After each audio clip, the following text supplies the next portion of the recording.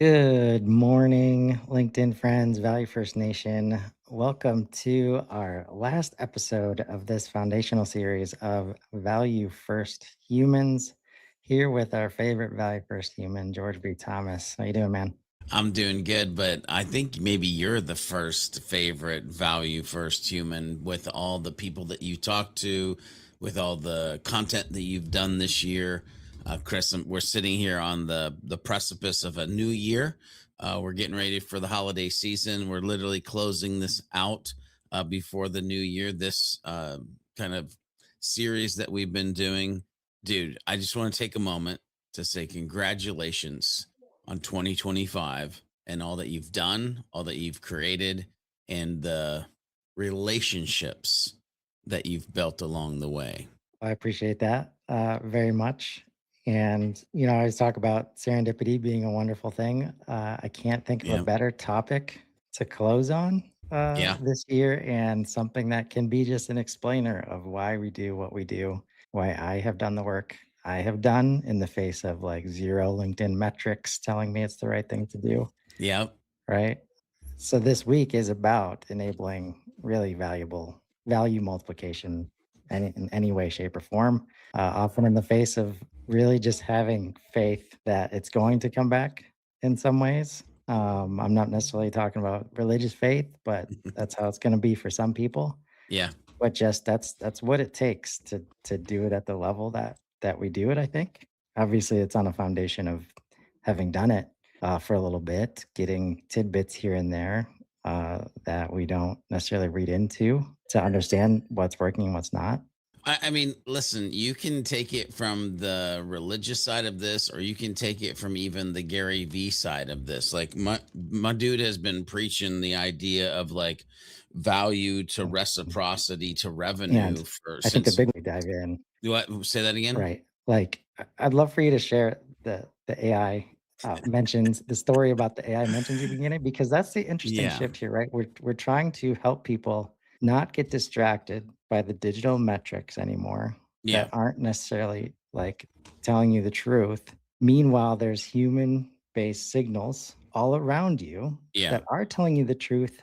The results you're used, it's going to come through AI. So it's like there's just this perfect storm of shift. And I'd love for you to share what you've been experiencing recently. Yeah, without a doubt. So, I mean, again, there's this level of understanding how the universe works, right? You add value to it based on that value, what you reap, what you sow. If you take it to the kind of faith metric that Chris was talking about, I, of course, take it a little bit spiritual, but I also take it just universal. Gary V, again, has been preaching it. But listen, ladies and gentlemen, since what, 2013? I've been creating content. I fell in love with creating content. I fell in love with creating content because it was a way to add value to the world. It was a way to put a dent in the universe. The way that I've said it is that it's my way to be a catalyst for growth. Now, here's the fun part is when I created the content in the first place, I was probably the worst person about paying attention to SEO, search engine optimization. Am I doing this because it's a masterful SEO plan? No. When I was creating the content, was I doing it because it was this masterful building of a brand and building the George B. Thomas brand? No. Now, did it happen where all of a sudden the stuff that we created had SEO value? Yes, because it was valuable. Did it build a brand? Yes. Were we able to launch a business based off of the fact that we added value to the world by creating helpful content to help humans to be a catalyst for their growth and put them? Yes. Now, here's the funny thing is over the last 30 days, I've had 4 leads. I'm calling them leads because I don't know them. I didn't touch them. I didn't chase them. They just showed up at my doorstep. Okay. Humans, 4 humans, but they sounded really different than any other humans that I had encountered before. Usually I would hear things like, yeah, I heard you on your podcast, or I read your article, I saw you on YouTube. I've heard those things. This time in the last 30 days, we've had 4 humans show up at the doorstep and they've said, yes, ChatGPT, Perplexity, Claude. Like I was searching this thing or having this conversation and they mentioned you. One guy said, mentioned you and said, everybody else sucks. I said, whoa, that's probably not the truth. But at the end of the day, these conversations are just different and they're coming from a different direction. And Chris, here was the funny thing is yesterday when I was talking to this gentleman, he said, by the way, he goes, are you paying for that?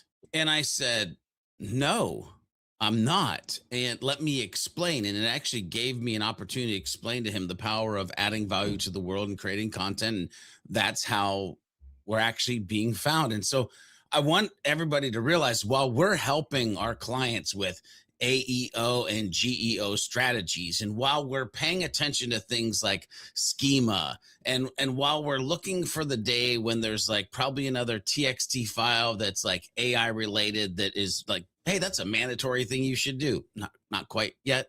All of that's cool, but dang on it, can we just go back to the fact if you're adding value to the world, if you're creating content, textual, audio, and video content, and you're doing it in a human way, these dang robots realize what good humans doing good things look like. And early days, I feel like I'm proving the fact of what I've been doing for the last 10, 12, 14 years is gonna work for the next, well, until we don't need content anymore. Anyway, but I'll stop there. Chris. It's just crazy how I haven't been paying for it. We haven't really changed our strategy, but yet we're winning in this new age. And a big part of this series and Value First in general is like, look, folks, the pay to play games, the tricks, the hacks to get seen, like all of that is going by the wayside because it's unnatural. And we're gonna get into that. But before we go off on too many tangents, I'm gonna hit this seventh commitment. And last week we talked about, recognizing signals rather than manufacturing leads. You said something that I think was the perfect setup for today, and really how I think you've been found in the AIs, in our AI buddies. You don't have to start with a conversion to get a Mm, customer. mm, And that's the shift right there. And what we want to help with today is like once the value is flowing, like once you get that good feedback, what do you do? There's a couple avenues you can go down, and we're going to talk about them today. But let's talk about this commitment. We will enable multiplying value rather than extracting diminishing returns. And remember that extraction of diminishing returns part as we start talking about pay to play in a little bit. We believe value grows and multiplies when freely shared between people and organizations. We commit to creating environments where value can flow in all directions, generating expanding rather than diminishing returns. This means we will design offerings that create value for all participants rather than extracting maximum value from each interaction. We will enable customers to multiply the value they receive by sharing with others rather than protecting our competitive advantage. We will create community spaces where value can flow between customers rather than controlling all relationship touchpoints. We will focus on expanding the total value created rather than capturing more of fixed value. And we will measure success by how widely value flows rather than how efficiently we can extract and convert it. What comes to mm. mind, George? Ah, I mean, it's funny. The first thing that comes to mind is I've had several humans in my life where these words, and of course, these words out of love have been said. Just get out of your own way. Get out of your own way. Like let it flow. Right. And I love this idea of water.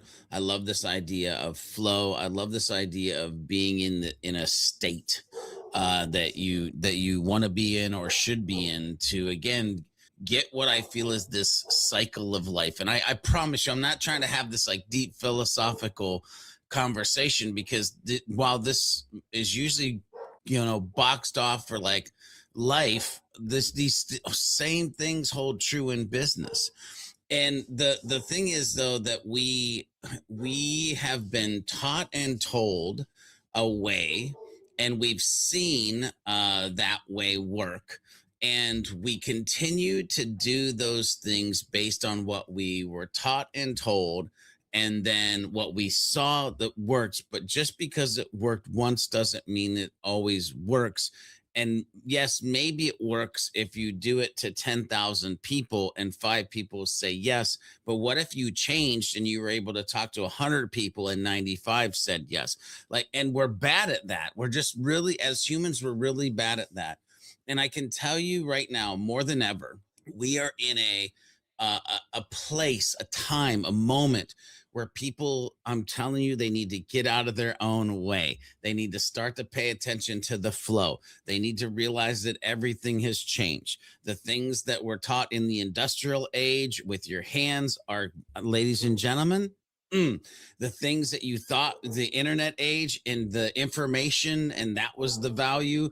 I'm telling you, we're moving into a place where it's going to be more about you, the human, and the value that you provide and the energy of the things that you build and what it puts into the world, to the reciprocity, to the revenue that comes back to you. I feel like I'm preaching, and I don't mean to be that way, but like it's just really important to understand what we've been talking about through this series, and not just to be like, oh, that's nice, we watched that thing, but it's like, oh, huh, so what actions are we going to take over the next 365 days in 2026? Because Yeah.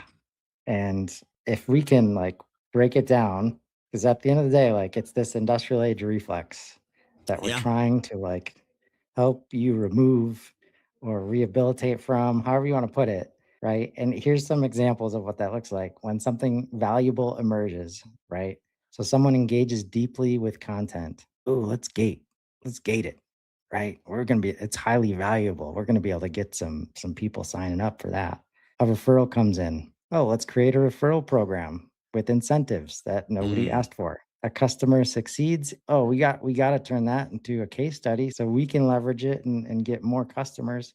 If somebody inside the org creates knowledge or value, protect it as intellectual property. When a community starts forming, how do we monetize access? Right. Every one of these yeah, treats value as something to capture rather than enable. And this is, again, if you could zoom out and understand what's happening with AI, scarcity versus abundance, right? The underlying belief of those that list of things is value is finite. If I give it yeah, away, I have less. If someone y- else gets value, that's value I'm not getting. And the reality is that value multiplies. Like through sharing, the more it flows, the more there is. yeah. It one of the things that I'm so grateful for, Chris, is that I literally had the 4.5, almost 5 years that I had with Marcus Sheridan. That was like a real pivotal time in my life of like who I'm showing up as now, and some things that I think about, because when I hear you talk, I giggle inside a little bit, not like a child, but just kind of like, huh, like, that kind of giggle that you have. And it's like, we've been saying since 2013, there's no secret sauce. There's no freaking secret sauce.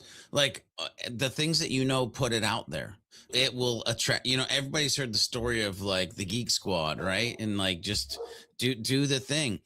And like there are still organizations out there though that are living like they have the secret sauce.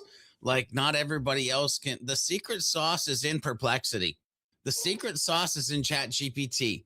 The secret sauce is in Claude and Gemini and what, like there's, ladies and gentlemen, there's no secret sauce. So like if you don't tell your story, if you don't add your value, what's the saying? Your nose despite your face or something. Like it just makes no sense. It makes no sense to me. Chris, one of the things that I did with this episode that I haven't historically done with the other episodes we did, but I was just in a real strange kind of mood when I was going over the document and thinking about this episode. I literally asked the question to my assistant. I said, what are some of the uncomfortable truths that need to be heard? Right. Because I feel like this is one of those episodes where we could come off real nice and like kumbaya. And I feel like it needs to almost be one of those like raps where it's like, dang, Why'd they hit me in the forehead with a 2x4 on that episode? But like some of the uncomfortable truths that it spit out around this, you're not value first if your first move is to trap people in a funnel the moment they show interest. That's extraction wearing a nice outfit. If you only believe in giving when you can measure the payback, you do not believe in giving, you believe in control. Most gating is fear. Fear is scarcity. Fear that your work is not good enough to spread on its own. Fear that people do not pay, you lose. How is your winning or losing based on payment? Anyway, a lot of best practices in marketing and sales are just industrial age habits. They treat humans like units and treat trust like line items. And I have to ask you if that's your organization right now. Yeah, that trust like line items part. Yeah. I mean, the first time that I can remember this kind of resonating in terms of like, what? Why would we do that? Why would we get in the way Yeah. of that content? Is when it comes to gating like product information, like brochures, and there's always these excuses like, oh, we got to make sure we get their state and their region so we can get it to the right sales rep, and that's why it's like literally people want to learn about your offering and you're not giving it to them. And in that same vein, it wasn't that far away from when it came to social. And oh, well, we can't just put this stuff out there, then our competitors are going to see it. When in reality, we're at the show, we go take our product to the show, our new launch product that's got to be secret, but we got to see what the feedback is. 100 people come to the table, 5 of them are competitors, and I can't say anything about it before or after the show. Guess who owns the narrative after Mm, that show? yep. The 5 competitors, because I can't say anything to the 95, right? I can't, like, it just, no. Like you say, that the secret sauce is out there. It's always been out there. Like, you're never protecting price. That was never real. Everybody knows what everybody else's price is. And this is the difference between like you cannot it's very hard to multiply the value if you're busy trying to extract it, because extraction means we are in control. We've got to measure it. And surprise, Google ads going down, SEO going down, paid ads everywhere going down, LinkedIn metrics nobody trusts, nobody has trusted. Algorithms we would love to crack, but never will be able to because now they're AI brains and they're not algorithms and they're going to do it better than we could ever imagine. So when in the face of all that, in face of numbers like ad impressions as an industry, intent data being 30% correct, right? Like, let it go, folks. Like, what are you even hanging on to anymore? Right. So when George gets that response, like, are you paying for this? I want to strike at that. Like, what causes that question, George? I think because to me, when I heard that question, it was coming from maybe one of two, maybe three. I'll give myself some open room, but one of two or three places. One, hey, are you paying for that? And I would say, yes, I'm using XYZ tool. To which the person on the phone would write down in their little notepad, purchase XYZ tool. It's working for George B. Thomas. That's one place, right? Like, how do I figure out how this cat is doing this? Because I find value in the fact that I found value from this guy in this place, and I want to do the same. Rewind that and listen to that 2 or 3 times. I don't even know how I made it through that part. Like that. So that's one piece. The other part, too, is just this idea of like, there's got to be something special. Like, what am I missing? I'm not there. How is he here? You know what I mean? So it's the gap of like understanding. I go back to my question I like to ask Chris, like from the place of, is it possible?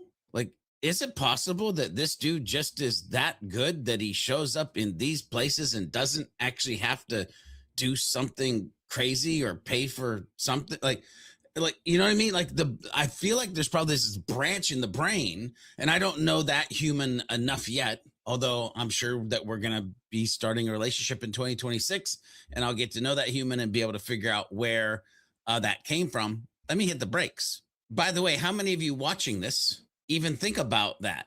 I know I'm going to circle back around and try to figure out the human and why that question was asked. Because if I can figure out why that question was asked, I can unpack actually the way that I might answer that question for a future human that asks me the same thing in a way that unlocks their brain to a place that I need them to get to.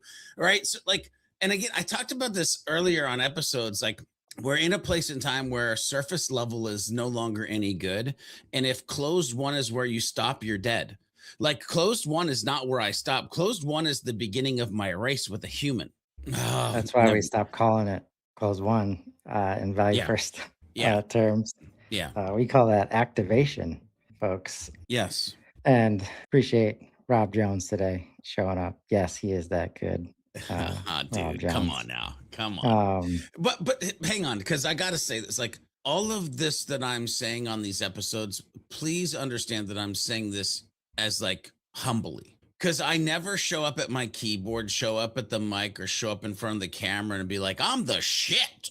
I show up and like, okay, I'm the sensei who needs to show up as the master and then just kind of go back to being the sensei so that I can add value to, like, there might be people like one step below me that might get value. There might be people like 20 steps below me. And I don't mean in like any type of like weird way that will get value. But I realize there's a billion thousand people that are like, make me look like the dumbest dude on planet Earth. And if you can't have that reality of like who you are and where you fit into your space or spaces, and so like when I say is he that good, I am not saying that from a like egotistical braggadocious place. I'm just saying simple stuff works. I'm a simple guy that uses simple words that creates simple content that helps people. Like, I'm not a ninja. I'm not a Gary V. Not a Neil Patel. I'm not a Marcus Sheridan. I'm just George B. Thomas. I'm out here doing my thing. And guess what? My thing happens to work a little bit. yeah, a little bit of underselling yourself there, but I don't know if I know anybody that creates as much as one George B. Thomas. You do. You make me look like I don't even create content. What are you talking about? Oh man. Like, Um, I'm like, man, how can I be Chris Carolan when I grow up? Like, oh wow. the amount of humans that you talk I've to, made have it, you mom. done the math? Have you done the math? The amount of humans that you talk to in 2025, the amount of episodes that you did. I I'm think currently you're, hang on. No, hang on. I got to go here. I think you are where I was before Dan Tired told me face to face that I had built $1 billion brand. I don't think you understand the value of who you have become in the ecosystem. Okay, not why we're here. I am Let's currently doing the math, and the math will be shared in by the end of the year, I hope. good. Good. Since I can't remember what I was going to say, what does content multiplication look like? Let's go through some examples. Last week we talked about an idea, haven't implemented it yet, but the share to AI button. Like instead of Yeah. downloading PDF, like what we've seen is like the Cloudflares of the world and like the industrial infrastructure is still there where don't grow my shit, blah, blah, blah. Yeah. Right. You know that people are going to copy paste, screenshot, do whatever they can to go and take it to their AI friend of choice so that they can talk to somebody about it, right? Because it's 2 a.m. on a Saturday and they're not even trying to ask a human, but there's a new friend that can now be available to have this conversation. So making it easier for people to learn through that conversation that they're going to have with AI, right? Not assuming that, oh, we've got to do it in the picture perfect way because then they're going to be here and they're going to consume and they're going to spend time on site. It's like, no, assume that everybody wants to learn in a conversational way, right? And now they have that AI conversation waiting for them wherever they look, right? You talked about your 12 days devotional, right? No conversion, just value, trust returns, right? Ungated resources that spread through networks, and that's through content multiplication, Yeah. right? Right. So we've got three other categories in here. We got knowledge multiplication, right? Teaching frameworks openly versus protecting methodologies, like trademarking stuff, like things that make it harder for other people to latch on and go nuts with it, right? Helping customers become independent versus maintaining dependency. Training competitors? Yes, really, to elevate the entire field. By the way, anybody teaching inside of the HubSpot ecosystem is constantly training competitors. And guess what? We all need training because people still don't know what the hell HubSpot does at the end of the Mm, day, including yeah. AI, by the way. Yeah. Yeah. Uh, Relationship multiplication, referral partners without incentive programs. Man, I'm so excited to see what people think of what's happening at Value First right now as it continues to grow in 2026. Because it's without incentive programs, without contracts, without signed agreements, right? And people are freely sharing value with each other. Customers who become advocates without being asked, community members who support each other, and not just you. And success multiplication, customer wins celebrated publicly for their benefit, not just yours. Man, I'm gonna come back to that one in a second. Lessons learned, shared even when they're hard, Yeah. right? Rising tide that lifts all boats in your ecosystem. This customer win celebrated publicly. Oh man, the testimonial and case study strategy when you try to get people to speak on your behalf. Yeah. When you have an extraction mentality, you're constantly in what's in it for me mode. Yep. And you're trying as you do that, you're asking from that perspective from people who are not prepared to do testimonials, have no idea what that looks like, probably has a legal team, whatever. It's so easy for them to just say, "Nope, we're good. I don't want to do any of that." But when you come at it from this other perspective, like, "Hey man, you're like leading the industry now because of the work that we did together. We would love to highlight that. Like, how can we work together to highlight that?" Like, they decided to do business with you or invest in your product or service because it made their business better. Why wouldn't they wanna talk about that? They'll come up with a lot of excuses, but when you can present it from that perspective and then show them, here's what that post would look like. It's nothing Yeah. about us and our business, it's about you and how you're dominating now, Yeah. right? Chris, what I would give somebody something to just latch in their brain. Listen throughout your day to this. Tally it in a notebook if you have to. The amount of times that you say, "Can you?" versus the times that you say, "Can we?" And with what you're talking about, hey, could you give us a video testimonial? Or, hey, can we share your story?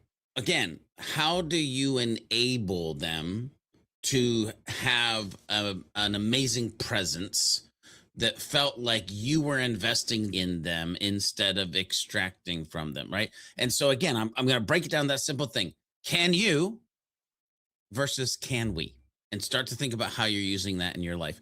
Chris, I've got to go back to your content thing for a second because I'm really excited. A, about these conversations that we've been having, B, about something I've been building over the last like 30 days, and especially over the last 2 days. And this is going to sound insane, but if you're a content creator and I asked you, hey, could you create a resource that is 67,000 plus words in 2 days, you'd probably be like, no. That being said, this also had been being built out over time, at least the base pieces of it. But Chris, over the last 2 days, we've created the most rich, robust version of the superhuman framework ever known to man. And I did the math because you've got the overview page, you've got the four cornerstones, and you've got the 10 pillars. We're over 67,000 words on 15 different pages of a website that if one was just to take the time to go and read those. But wait, there's more. Go to those pages and hit the little mini player and listen to those when they're driving down the road or flying in a plane or going on a hike. The amount of transformation or culture change over 15 pages of a website that an organization could have, I can't even begin to start to measure what that might do. And there's no gate. It's there for free. Google, I've asked it to start to search the site. Google is probably losing its mind right now of like, what is happening over here? Because when I say it's dope, it's dope value. Like to the point where it's pseudo making me rethink things that I've already thought for years as a human, right? And so what people need to again realize is like if you've ever dreamed about creating, producing or changing something in the universe, we have that ability through the content we create. If you create that content, it should be because you want the maximum amount of eyeballs to actually get to the content and then see what happens on the other side. I go back to that faith word we used at the beginning, or the reciprocity based on the process. And again, it's all mindset, because if you're stuck in extraction mode or scarcity mode, you will not be able to leverage AI in a way that is allowing like what George Yeah. just described to happen Yeah. right now, enabling it, right? Yeah. I So, gotta share so, this so one much good from stuff. Ryan. So much good Ryan stuff. says, "Give me the George B. Thomas skill .nd." So first of all, Ryan, I love that's a great joke. I don't even know if they have a skill for that. My wife would probably just say that we don't need another skill like that. But I will tell you the skill.md, this is going to get real nerdy. If you have not been using skills in Claude or Claude Code, what's the matter with you? Please take over this holiday season to just YouTube search Claude Code and skills. I have, I think it's last time I counted 14 skills in my Claude Code based really like granular on the thing that I'm creating. So like there's a superhuman framework skill. There's anyway, I skills, Yeah. ladies. By the way, here's what's funny. You should be paying attention to skills in Claude Code moving forward and Claude moving forward and in any assistant you use. Newsflash. You should probably be paying attention to your skills in the future as well. Just throwing that out there. Like, just Yeah. saying. And this has been a recurring thread through all the content that I think we've done together. It's the trust, like helping people get to this trust factor, because Yeah. it does. It requires trust, and it's trust that value given returns Yep. eventually somehow, not in this way and by this much, right? Eventually somehow, right? And whether you like it or not, AI is forcing you in that direction, or you will not be able to leverage it in the way that you want to. Yeah. uh, Trust that customers can handle transparency. Trust that Yep. competitors can't replicate your authentic approach. People could go on George's site, and even after a while, actually, no, you can already ask AI about Superhuman Framework, and Yep. it'll give you all the details. Yep. But they can't show up and be George B. Thomas. Mm. Like, trust that the relationship matters more than the transaction, and trust in the long game over the short squeeze. See, Chris, I love what you just said, but there's got to be an unlock that happens. In the next words that come out of my mouth, I am not trying to be promotional and I am not trying to be, let me just say it, because you got to be you, right? I want to choose my words wisely. So one, if you're watching this, and again, it might be now live, it might be in the future as a recording. If you cannot show up as a whole ass human because of things that have happened or baggage that you carry, you need to unlock that, whether it be through therapy, whether it be through some type of journey. And again, I'm not being promotional here, but there is a hidden gem of a podcast, beyondyourdefault.com. Just take the time to go listen to Beyond Your Default. Okay. Start with episode 1 and work your way through it. It really was designed to help people kind of unlock things that they've historically dealt with around fear and things like that. So somehow you've got to unlock, how do I in 2026 and beyond show up as a whole ass human and love all parts of me, to then be able to love all parts of others to add the value that we're talking about. I need you to understand through that journey this piece right here. And I'm going to say it in 2 different ways. You were put on this planet and built to do something special. Your journey is to figure out what that special thing is and then do it. For me, that means God built me, designed me crafted me with the George B. Thomas skill.md before I ever hit this planet. My job is to find through what I'm passionate about, what I have the purpose for, can design the persistence around and love enough. For the last 14 years, it's been HubSpot and the HubSpot ecosystem to then do what the skill.md is that God gave me. Now, I'm saying that for me. I know not everybody that watches this is a spiritual or religious person, but at the end of the day, you still have to figure out, why are you here? What do you dream about? What do you need to build? And then quit making excuses from that half-ass human perspective and become a whole-ass human moving forward. I'm going to stop, Chris. I'll just share my perspective and where this started coming from for me. Similar path, except much later. And I'll say much later when I started to really understand it. I'll say, like, there was always this part of me growing up that was like, in seventh and eighth grade, the teacher would say to my parents, like, "Oh, it must be nice. Chris doesn't have to try to get C's, and everybody else is working their butt off." And like, I'm sitting in classes and be like, why do I have to? What are we Mm, doing sentence structure for? I'm never mm, going to use that ever. So obviously, I've been thinking about this recently, but in 2020, when I was an independent contractor, kind of like I am now, except not with my own business and stuff like that. We started a meditation journey where it was literally Isabel and I just picked one that sounded good, 23-minute body scan from a dude named David G. And in the beginning of it, he says, like, bring an intention, like, figure out what your intention for this yeah. meditation is. Yeah. And he's rolling through just like nonstop examples to choose from, right? And the one was like, the universe wants you to win, or something like that. And it was literally just, if you know me, it's not surprising. I'm like, all right, that sounds like a good one. All right, let's run with that. So for 56 days, and of course, my like scientific brain is helped by the fact that he said that MIT did a study, and like, if you do this for 8 weeks, it changes your brain.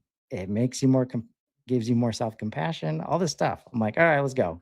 I think we only missed 1 or 2 days, but it's not an overstatement to say that everything's been different, Yeah. since then. I pick that same intention every day. I pick that same intention now.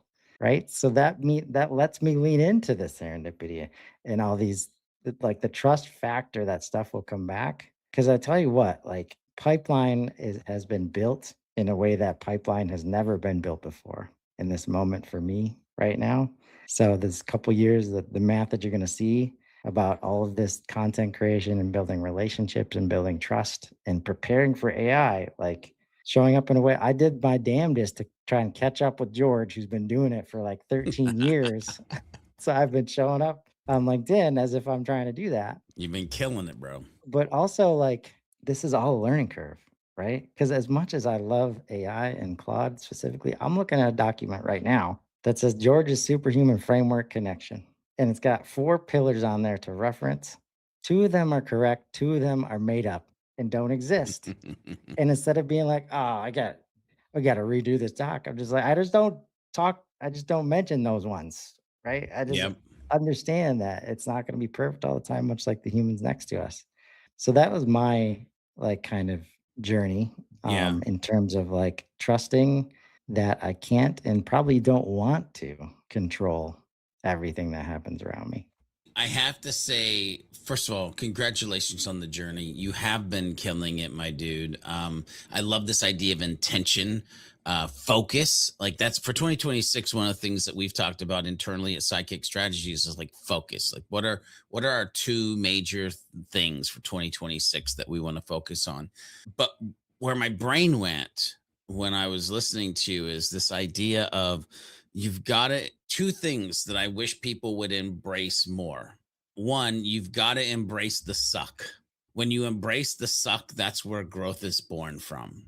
The other thing is that you've got to embrace the messy middle. Ladies and gentlemen, you don't go from being whoever you are to whoever you dream about being without there being some swamps and some valleys in the middle. And so, like, embrace the suck, embrace the messy middle, and just take one step a day. I correlate this to become 1% better each and every day, and you'll be amazed at who you become in the future. But take one step a day in the direction that your intention is leading you into. And I think so for me, that focus word is super interesting. And what I've been understanding lately, because I just like, I'm not going to sit down and focus on one thing. ADHD strong, it's a thing. But what I'm learning is focusing on the intention, on that North Star, that thing in the future, that being that I want to be real, right? And then as I need to get through each day, as long as I'm pointing in that direction, that's what's working for me. So maybe that resonates with you. And I learned that from a Business Made Simple coach, Jake Brown, when he started working with an ADHD coach. And it's like if you can put 3 or 4 things in front of you that all point in the same directions, like threading the rope, like as long as you're on that rope, like you can jump from thread to thread, and you're still going in the right direction, still building the strength of that rope. We gotta make our way towards wrapping up though. And so here's a little recap of where we've been. Honor human wholeness. These are all the commitments that we've made that you can make. Like there's nothing, you have control over whether or not you want to make these commitments as a business leader, as an individual contributor, everywhere in between, inside of business, outside of business. So honor human wholeness. See the whole person, not a unit to extract from. Enable natural growth. Let value compound naturally. Don't force extraction timelines. Align with purpose. Purpose driven value multiplies. Incentive driven value diminishes. Build genuine connection. Connections multiply value, transactions extract it.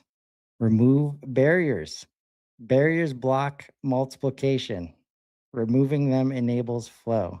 That's how value first started, folks. I asked Claude, how would you structure an organization? Forget about marketing, sales, service, whatever has been known about how to structure an organization. And he said, I would just try to remove anything that's in the way of value, like get natural value flow at all costs, right? That's how this journey started. Episode 7 was recognize signals. Signals show where value wants to multiply. Extraction ignores them. So when you honor humans, enable natural growth, align with purpose, build connection, remove barriers, and recognize signals, value naturally wants to multiply. The only question is whether you'll enable it or try to extract it. So got one more challenge for you folks. You want to take this one, George? No, go I don't know if ahead. you have the doc up. Yeah, go ahead. Go ahead. So this Um, week, Christmas week, give something valuable away with zero extraction intent. Maybe if you're off, this will be the week when you get back, first week of January. no, Not a hold le- up. Hold up. Hold up. Don't lose your place. Ladies and gentlemen, I just got to stop that right there. If you're off, add value to your family. Like this whole conversation has been a business kind of conversation. Has it? Maybe. Okay, go ahead, yeah. Chris. With that, it's a good reminder you're never off as a human being. So, not a lead magnet, not something designed to nurture toward conversion, not something with a CTA at the end, just value given freely to whoever needs it. Some specific ideas, share your best framework openly, offer help to somebody without any business potential. Man, sometimes the most business potential comes from those moments. Send a genuine thank you to someone who's added value to you. Create something purely for the benefit of your audience. Make it easier for someone else to succeed. And again, I think we've asked this question most times. Like, if you're curious about what to notice, how does it make you feel that you did that thing in this different way? Chris, can you imagine this? Two things I'll say, then I'll shut up and we can really close. Can you imagine if this was your world, wife or partner, husband, depending on who you're listening this, or just partner in general, says, "Can you take out the trash?" And you say, "Yes, I can. But could you please fill out this form first so that I can add the value to your life of taking out the trash?" It That wouldn't wouldn't work work. out. It wouldn't Wouldn't work work out. out well. Just so you know, it wouldn't work out. How many times are you doing that dumb crap in your business? Now, here's the other thing I'll say. My value to the world is over the holidays, if you have some spare time, just head over to this new website that I'm building. Again, there's nothing that I need you to buy, there's nothing that I need you to convert on. But if you are a leader of a team or an owner of a business and you kind of end up in these days where you feel overwhelmed, I just want you to go to the spiritual side of leadership.com/, superhuman dash framework, and dive into that framework and just enjoy. And if you have questions, email me, george@georgebthomas.com. I'm open to just conversations around what you think of that resource, because literally free, no gate, tons of information that I think will help leaders and owners just live a better, easier, not as stressful, different kind of. By the way, the framework, and Chris knows this, the framework is actually the creation or the extraction of the George B. Thomas skill.md. It's been what I've That's been right. doing for like 25 years. Anyway, that's Oh enough of man, me. that's absolutely right. And like as we're going to be continuing to share these resources and just like the ultimate question, what if your entire business was built on this approach? And at the end of the day, we do need this to come from leaders. If you're an individual contributor and you like the idea, like again, reach out. Lots of different ways to position this to your leadership team if you want to get the help.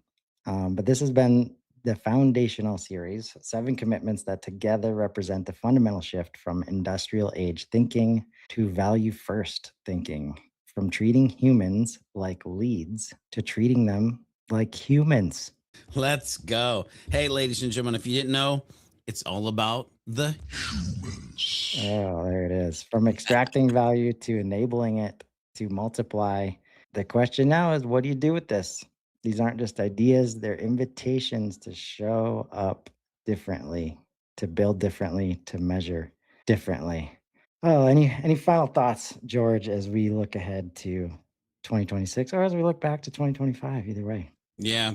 Merry Christmas. Happy New Year. Find your focus word.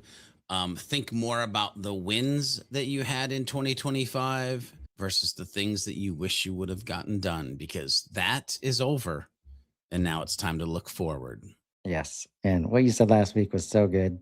So probably gonna be talking about it all the time. You don't have to start with a conversion to get a customer. Yes, sir. You don't have to extract value to create it. You don't have to treat people like leads to build a business. There's another way and it works. All right, folks. We hope everybody has a great holiday and we look forward to killing it with you in 2026. Have a great week, everybody.